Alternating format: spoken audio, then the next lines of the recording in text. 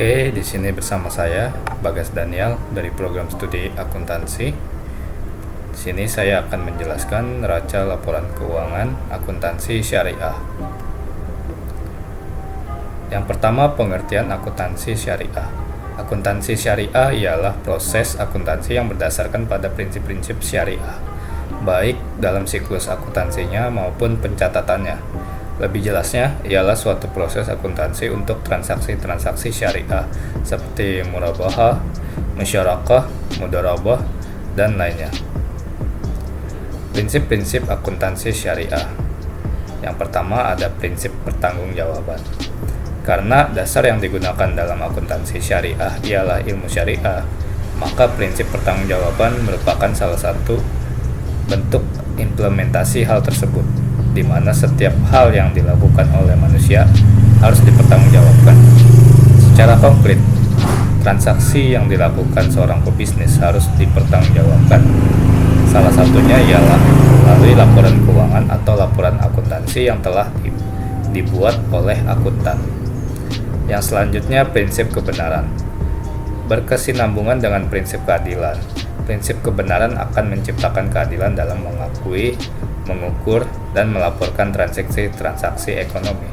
Contohnya, pada aktivitas pengakuan, pengukuran, dan pelaporan yang tentu saja akan berjalan dengan baik jika dibarengi dengan rasa kebenaran.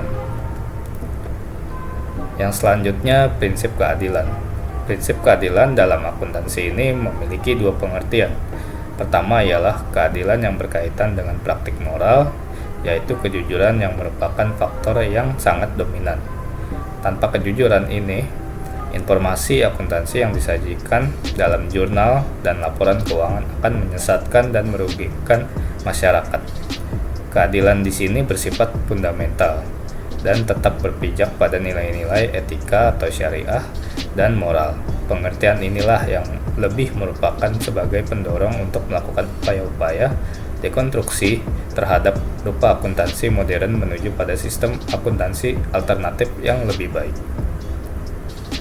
Perbedaan akuntansi syariah dengan akuntansi konvensional.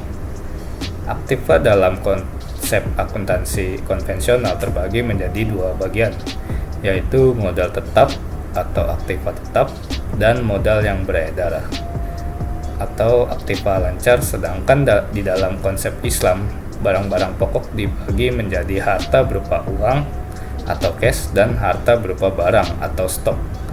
Selanjutnya, barang dibagi menjadi barang milik dan barang dagang.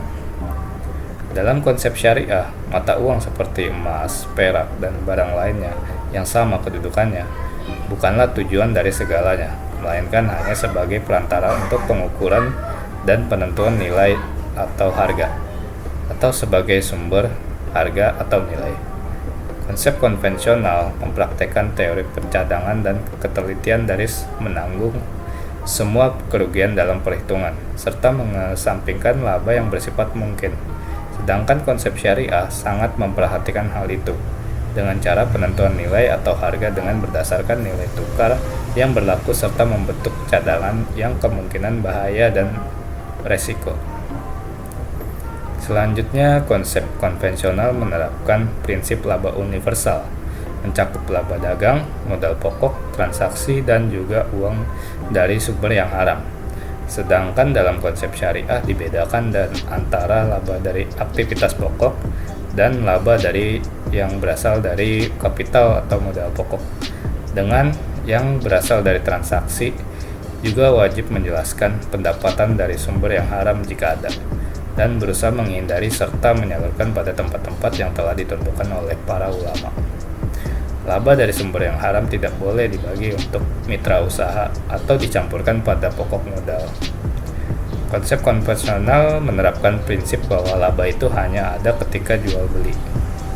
Sedangkan konsep syariah memakai kaidah bahwa laba itu akan ada ketika adanya perkembangan dan pertambahan pada nilai barang, baik yang telah terjual maupun yang belum. Akan tetapi, jual beli adalah suatu keharusan untuk menyatakan laba, dan laba tidak boleh dibagi sebelum nyata laba itu diperoleh. Berikut adalah persamaan akuntansi pada neraca laporan keuangan. Yang pertama ada neraca bank konvensional. Aktiva sama dengan kewajiban ditambah modal. Neraca pada bank syariah. Aktiva sama dengan kewajiban ditambah investasi tidak terikat ditambah modal. Unsur neraca pada akuntansi syariah pada dasarnya sama dengan laporan keuangan umum, kecuali pada pasifa ditambah investasi tidak terikat yang bukan unsur kewajiban atau modal. Investasi tidak terikat yaitu dana yang diterima dengan kriteria yang pertama, mempunyai hak menggunakan dan menginvestasikan dana, hak mencampurkan dan dengan dana-dana lainnya. Keuntungan atau kerugian sesuai dengan nisbah yang disepakati. Tidak memiliki kewajiban secara mutlak untuk mengembalikan dana jika mengalami kerugian. Berikut adalah neraca bank syariah. Pada posisi aktiva terdapat kas, penempatan pada Bank Indonesia, giro pada bank lain, penempatan pada bank lain, efek-efek, piutang yang berupa murabahah, salam itisna, pembiayaan mudharabah, pembiayaan musyarakah, persediaan, yaitu aktiva yang dibeli untuk dijual kembali, aktiva yang diperoleh dari ijariyah, aktiva itisna dalam penyelesaian penyertaan, aktiva tetap dan akumulasi penyusutan aktiva lainnya. Kewajiban. Di kewajiban ada kewajiban segera, simpanan yang berupa giro wadiah dan tabungan wadiah. Kewajiban lain seperti utang salam dan utang itisna. Kewajiban kepada bank lain, pembiayaan yang diterima, keuntungan yang sudah diumumkan belum dibagi, utang zakat, utang pajak, dan hutang lainnya. Berikutnya ada investasi tidak terikat. Di antaranya investasi tidak terikat bukan bank berupa tabungan dan deposito mudharabah, dan investasi tidak terikat bank yang berupa tabungan dan deposito mudharabah. Berikutnya ada ekuitas, modal disetor, tambahan, modal disetor, dan saldo laba rugi. Laporan perubahan investasi terikat.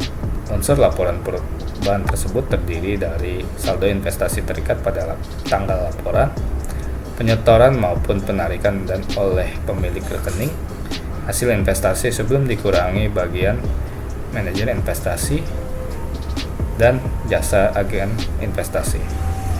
Investasi terikat. Investasi yang bersumber dari pemilik dana investasi terikat yang dikelola oleh bank sebagai manajer investasi berdasarkan akad mudharabah atau agen investasi.